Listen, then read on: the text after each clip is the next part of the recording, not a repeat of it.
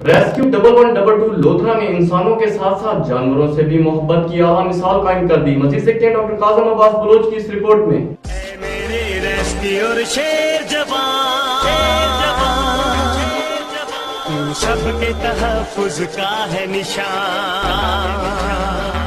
Rescue 1122 एक ऐसी force है जो हर किस्म के हादसात में आवाम की खिदमत के लिए हरदम तैयार रहती है।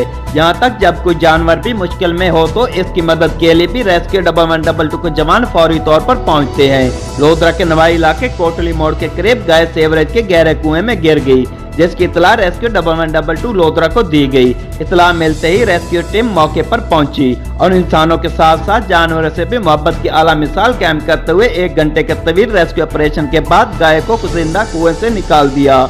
रेस्क्यू ऑपरेशन के बाद रेस्क्यू 1122 टीम में पब्लिक सेफ्टी के लिए कुएं को लकड़ियों के साथ कवर कर दिया ताकि आइंदा इस किस्म का कोई हादसा पेश न आए।